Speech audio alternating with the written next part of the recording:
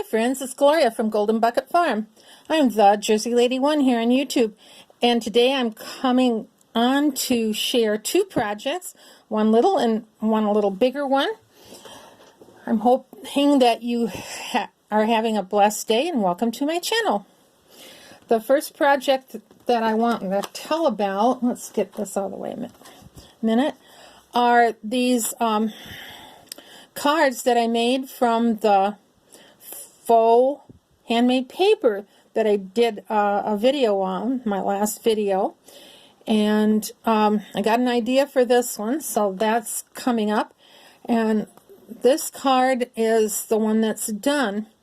I'm sure if you've listened to me before, you've heard me say, if you want to be creative, you have to have stuff to create with. And here, this card is a perfect example. When I go about doing projects, I put together likely materials that I could use. Okay, all kinds of little different goodies. And these little cards seem to just kind of put themselves together. I kind of move the card around the makings, and a number of them kind of wave at me and go, me, me, me, pick me. And that's how this card came together. In the background, I have some, what I call paper ribbon. This is scraps yet from Graphic 45 Botanical Tea. Can you imagine? I still have some scraps from that I cut with my scalloped scissors and inked around. Now, I didn't do each one of these little things as I was making this. I have these things kind of ready, you know. So when I want to create, I have things to create with. So that's the most back of this cluster. The next is a piece of paper lace from Martha Stewart's Eyelet Punch.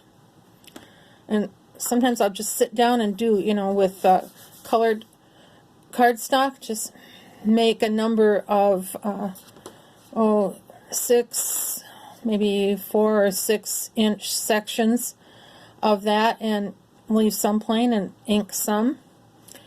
The next layer is from Sizzix Dies. Here we have just a little tiny scrap.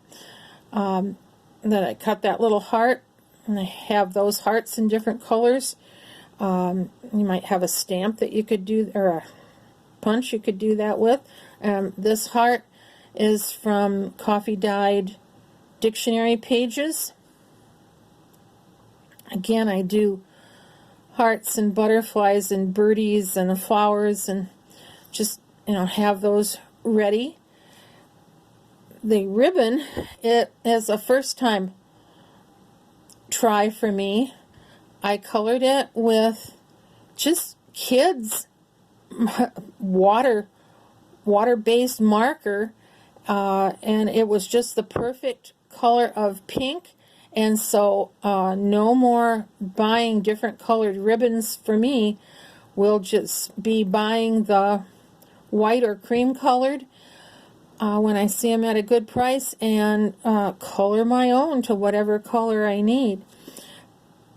The little sentiment, I think I've said before, I'll sit and cut out magazines or catalogs and likely words that I think I could use, and sometimes they stay in the stash a long time, but eventually I get them all used up one way or another. You know, they just sort of speak to me and say, use me on this project.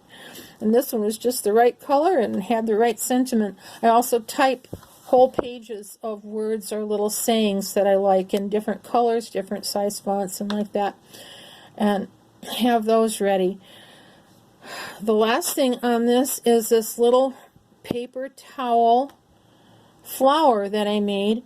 Sally Van Nuys, I think it was, that I was watching when she was doing a scavenger hunt journal I know several of the people online are doing that now, where you have a list of, I don't know, was there 72 prompts, I think? So you have to go find whatever it's talking about and do a page in your journal with that. Sheeted toilet paper flower. This I did with my paper towel that was left over from the card that I did the other day, where I had mopped up some ink and wet marker and paint and stuff on paper toweling. I used it as the background of one of my altered playing cards.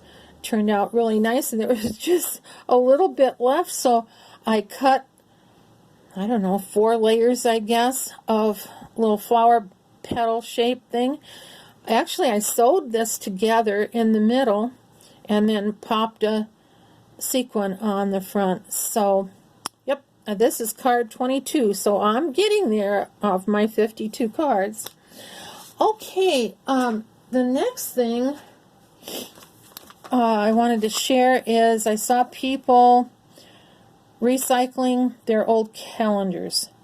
And this is one that came from the grocery store in our town. It had a thing on the bottom. Now, I wish I wouldn't have cut it off. You know, it said the name and their hours and that.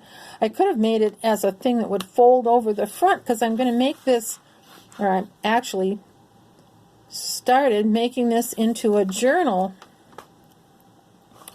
One of my resolutions for this year, little resolution, no great shakes, but instead of looking for free use little clip art things for social media posts that I don't have a photo for, most of them I have a photo, but sometimes not, and so I would spend time looking for something, you know, that I could use that didn't have copyright infringements and stuff to go with my post.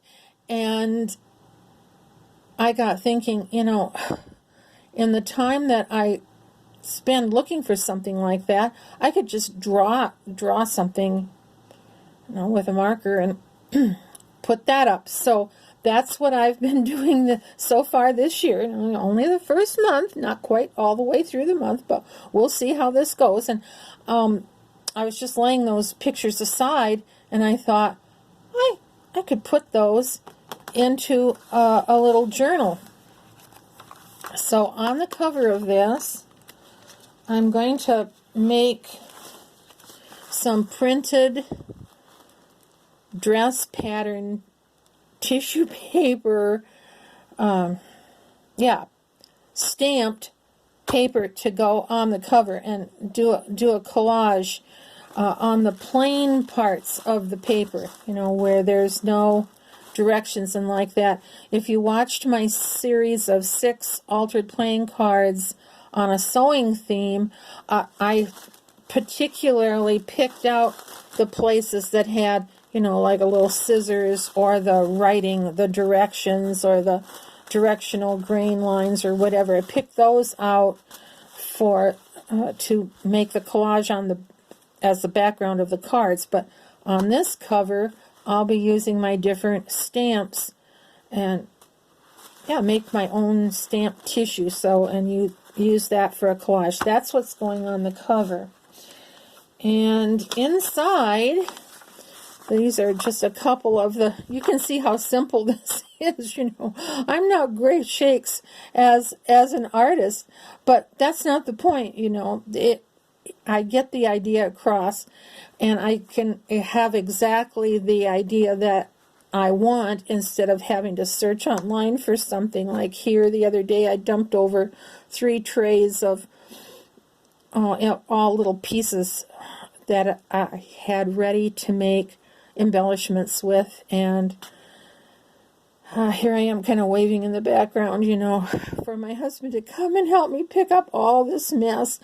So likely I wouldn't have found anything online to do like that, but those are the kind of things that I'm using and that I wanted to save.